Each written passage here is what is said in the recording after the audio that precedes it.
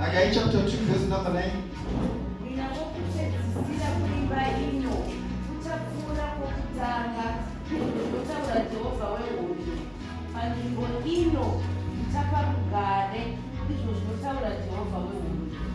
Hallelujah. Amen. God is good all the time. Chimwani mwarosera munhu ari pasaidi pako musoka mukapfungwa kari mauriso kauri kumoteerera kapfungwa kekumotsvatsvaka kapfungwa kekutsva kapfungwa kekutsva ingomhoresa munhu wamunyemwerera usangomhoresa basi but unoitawo chimunyemwerera kuti akufarire angonzwa dhati kamuyenda kuti ndiri muchechi.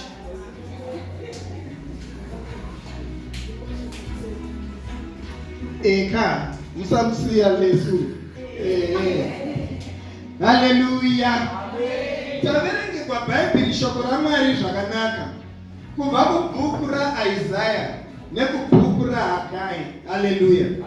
Takataura isu tikati gore rino ratiri gore ra2022 is the year of rebuilding. Haleluya. Rino igore rekugadzirisa zvakaondomoka. Hapana chinhu chinonzi chiri kuitwa rebuild icho chisina kumboyera chakapakwa kubva pakutanga. Zoreva izvo kuti kana tichiti gore rino igore rekuvaka zvakaondomoka, zoreva izvo kuti we are going to rebuild zvinhu zviri spiritual. We are going to rebuild zvinhu zviri physical. Hallelujah. Amen. Ingonditeereresa zvakanaka nokuti mark the difference. The same words I am saying here, panauya kumwe munhu pano who is going to preach about this. Yemeni inodavirwa unofunga kuti ina ndinongozvitaura izvo zvakataurika.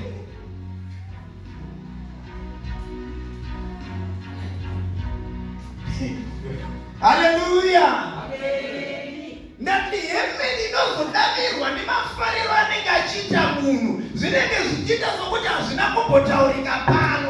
Ndati chinhu chatiri kuzovaka, we are going to rebuild zvakaputsika pamweya, zvakaputsika kana even physical, zvinhu zviri physical zvisiri spiritual. We are going to rebuild in this year. The year 2022 is the year of rebuilding. Hallelujah. Amen. You have got so many things zvakaitika mulife yako zviri kuda kuti zviitwe rebuild. Be it spiritual, be it physical, but ndiri kuti gore rino ndo gore ratiri kuzogadzirisa zvese zvakaondomoka. Hallelujah. Amen. Tiri mukati mekugadzirisa saizvozvo usakanganwe yepa all night kuti Jehovha vakabva vakupakana even a promise yavakati ndichava newe handisi kuzokusiya. I'm going to make a way where there is no way. And I'm going to make streams of water even in the desert. Hallelujah. Amen. So Mwari havasi kuzokusiya paunenge uchiita rebuilding whatever has been destroyed by the devil in your life. Hallelujah. Amen. Zvino ndizvo neBhaibheri shoko raMwari. Dhavhidhi pane paakafunga kuvaka temberi yaJehovha, afunga kuvaka temberi yaMwari, but Mwari vanoti David, hauna kodzero yekuti uvake imba yako. Imba yako ichazovakwa nemwana wako Solomoni. Chimbofunga kuti iwewe waita shungu dzekuti ndoda kuvakira Mwari imba yako, but Mwari voti aiwa iwewe regedza zvako, but zvandiri kutaura ndezvekuti imba iyi ichazovakwa nemwana wako ani Solomoni. Zvinonzi zvakaita saizvozvo sematauriro akanga aitwa naJehovha.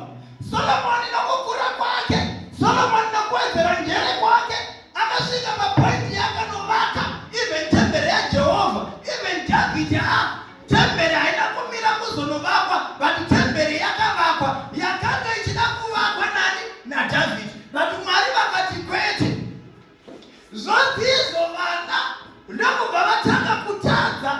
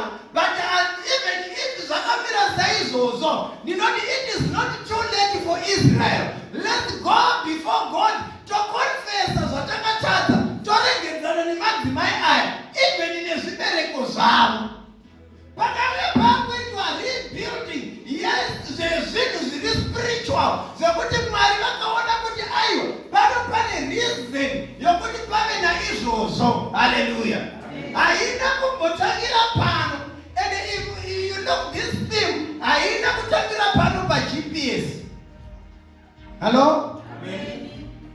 What was his special? Jana vumirana nini? Takamba wanela was near rebuilding before. Hallelujah. Amen. Takamba when rebuilding before here, I'm talking to you, church. Hallelujah. Amen. Patakatiri kuya patakatiri. Tichimba songo yokuti hande itinovaka.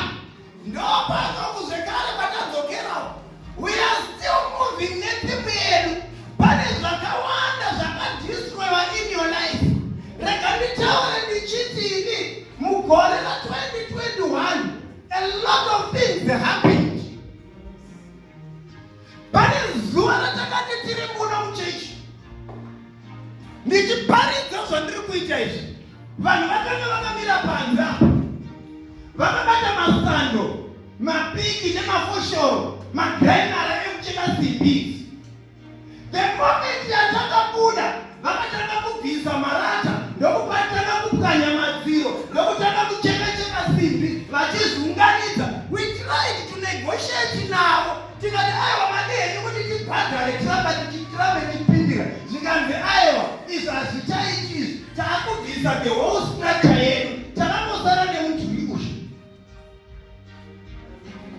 Hallelujah, hallelujah, hallelujah. Amen. Vandiri kuti kunyangwe zvakadaro, even vakaita saizvozvo, hazvina kugumira ipapo. Mwari vakaramba vachienda nesu, ndokubva vaisa chiono muministry yeGPS. Vakati gore rino igore rekuvaka zvakaondomorwa.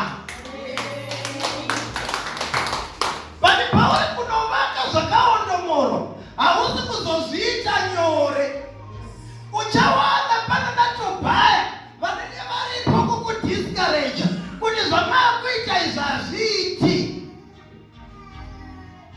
Hello? Amen. Pane vakawanda pakarova building ikadona. Vasina meso ekuona havana kuzviona.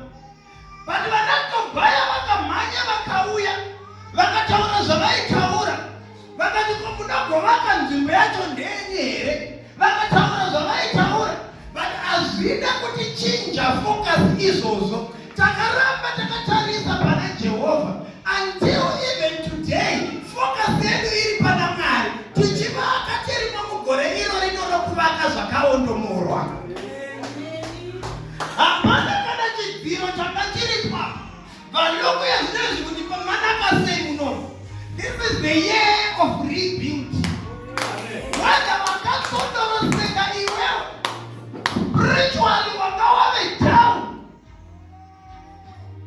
Unokunyazokunzwa kuti ayo zvandave iye zvinoizvi manje hazvichaita. But it reported 2022 is the year of rebuilding.